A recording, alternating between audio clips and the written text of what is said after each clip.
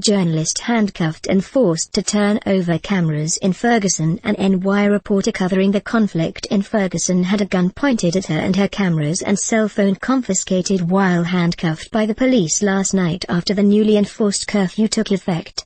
Read her story via Violating. Daily News star photographer Pearl Gable was covering the tense protests over Michael Brown's killing in Ferguson, Mo, when police briefly detained her early Sunday. Here is her account. I was walking toward the police on Florissant Avenue with my hands in the air to signal I was not a threat. Suddenly an officer pointed a rifle at my face. "Get on the ground," he barked. "Put it on the ground," he then ordered, seeing I was holding one camera and had another slung over my shoulder. The gun was still trained on me. "Put your hands behind your head," he said. "You're under arrest for curfew violation." I was on my knees with my hands behind my head near the Quick Trip store.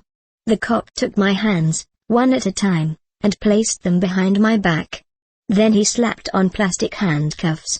It was about 1 a.m., 1 hour after the curfew Missouri's governor ordered took effect amid a state of emergency. Most of the night's protesters had left, dispersed by smoke bombs and tear gas and teeming rain. "What are these?" the cop asked. "My cameras," I replied. He took my equipment and my cell phone as tear gas swirled around me. Rain poured down and 2 other people were similarly detained. "I have a press pass," I told him. "Look under my poncho."